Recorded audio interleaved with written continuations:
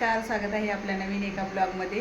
तर आज आहे श्रावण महिन्यातला पहिला सोमवार आणि तुळशीची पूजा झाली, देवपूजा काही झाली नाही आणि आम्ही चाललो, मी आणि मिस्टर दोघंजण चाललो महादेवाची पूजा करायला। तर सगळं साहित्य घेतलं आणि चाललो आहे।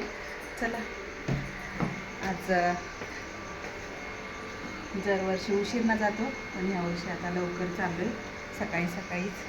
आम्ही आलो आहे सोमेश्वरवाडीमध्ये आणि इथं स्टॉल हे लागले होते प्रसादाचे। नंतर इकडं पण ह्याचे होते जे आपलं गळ्यातलं कानातलं ते असतं त्याचे पण स्टॉल लागले होते आणि सकाळी सकाळी पण खूप लोक येत होती दर्शनासाठी। तर चला आता गाडी लावतात त्यांनी आणि नंतर मग आम्ही जाणार आहे दर्शन करायला।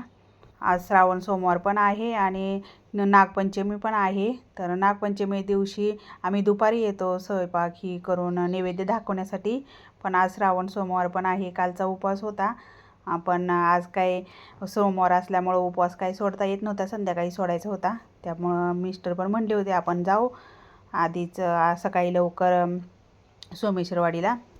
तर आलो आहे आता। समोरच सुंदर असं गणपतीचं मंदिर आहे। तर गणपती बाप्पा विराजमान आहेत आणि सिंदूर लावलेला आहे गणपतीला आणि पाठीमागच्या साईडला मारुतीचं पण आहे, मारुती तर हनुमान महाराज। तर आधी गणपतीचं दर्शन घ्यायचं नंतर मारुतीचं। तर हे सुंदर असं गणपती बाप्पा आणि इकडं मारुती। नंतर खूप छान असं सजावट केली होती, सगळीकडे असे फुलांचे हार हे लटकवलेले होते आणि आम्ही आतमध्ये आलो आणि आरती चालू झाली।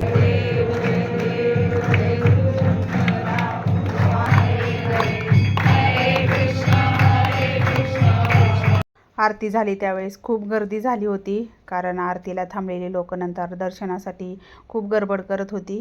तर खूपच गर्दी होती। नंतर आम्ही पण महादेवाचं बाहेरच्या साईडला पिंड आहे तर पिंडीचं पण पूजा ही करून घेतली आणि नंतर दर्शनही घेतलं आणि आम्ही आता आलो बाहेर। तिकडच्या साईडला खिचडीचा प्रसाद वाटायचं चालू होतं आणि रांग लागली होती, पण आम्ही काही थांबलो नव्हतो। आणि हे आहे मेन मंदिर। तर कळसाचं पण दर्शन घेतलं। किती गर्दी झाली बघा आता। चला ही घ्या, ही तर घ्या। चला, नंतर आम्ही नागोबाची नंतर वारुळाची पूजा केली।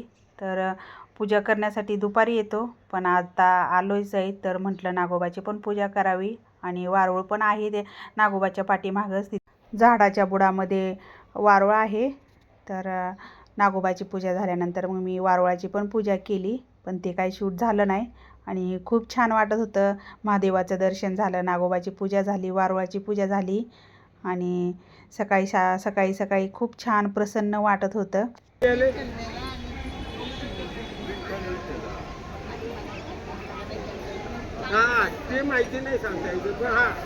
हिता आहे झाडाच्या बुडामध्ये वारुळ, तर दरवर्षी हितच येते मी पूजा करण्यासाठी।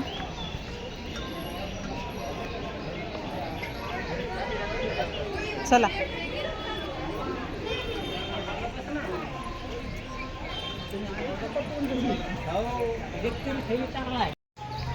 झाली आता पूजा ही आमची, दर्शन ही करून झालं। चला आता घरी।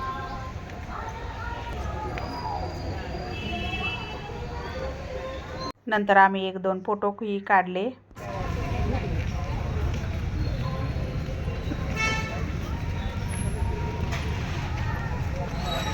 घरी आल्यानंतर पूजा करायची राहिली होती, चहाही घेतला आणि नंतर आता देवपूजेला लागले।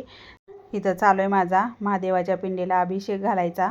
तर मी घातलं तर सगळ्याच देवांना घालते, पण आज वेळ नव्हता सगळ्याच देवांना अभिषेक घालायला, म्हटलं महादेवालाच आज घालावा अभिषेक। तर दूध आणि अभिषेक घातला, नंतर पाण्याने आंघोळी घातली आणि नंतर पूजा ही छान अशी केली। आज शिवामूठ तांदूळ आहे तर तांदूळ ही वाहिले, नंतर बेलपत्र वाहिलं, फूल वाहिलं। तर छान अशी आजची पूजा करून घेतली। लाह्या नंतर दूध असा नैवेद्य ठेवला, अगरबत्ती लावली, नंतर कापूर।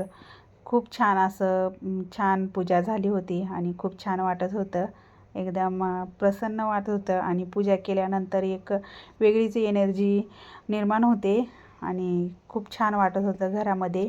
हा नागोबाचा फोटो पण आणला होता आणि लावला होता आणि नागोबाची पण पूजा ही करून घेतली ज्योतीची. आणि आता आरती केली. तर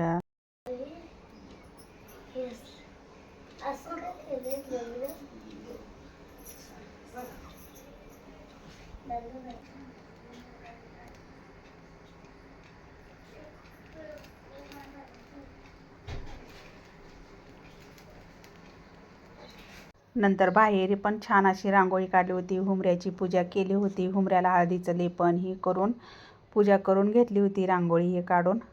दुपारच्या टायमिंगमधलं काही शेअर करायचं झालं नाही. नंतर संध्याकाळचा टायमिंग झाला होता. संध्याकाळचे 6 वाजले होते आणि आता आरती धूप ही लावायचा होता.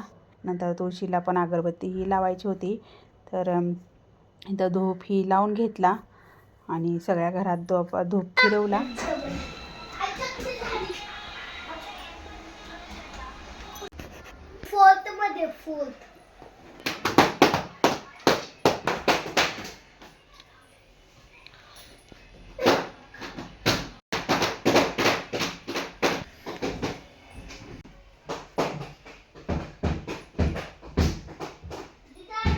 पंचमुखी रुद्राक्ष होता तर त्याची पूजा ही करून घेतली. आणि मला शिवलीला अमृतचा 11वा अध्यायचं पठण करायचं होतं.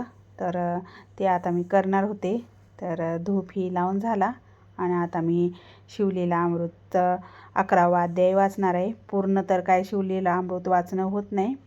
म्हटलं चला आता आम्हाला ही गेल्या वर्षी वाकेश्वराच्या मंदिरात हे पुस्तक दिलं होतं 11व्या अध्यायाचं. तर म्हटलं दिलेलंच आहे तर त्याचं आपण हे पठण करावं. नंतर स्वयंपाकी बनवून घेतला आणि आज लाह्या हुंड्याचा नैवेद्य असतो, कानोले. आणि इकडं नैवेद्यही भरून घेतले आणि नंतर देवालाही नैवेद्य दाखवून घेतले.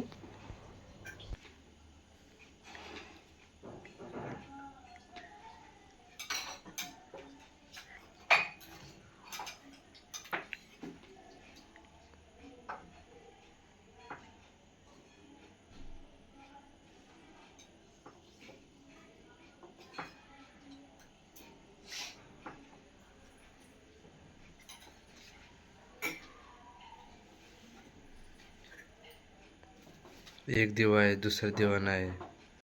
एका समयीचा दिवा विझला होता ते सांगत होता जय. आणि जयची थोडी तब्येत बरी नसल्यामुळं तो आला होता. आणि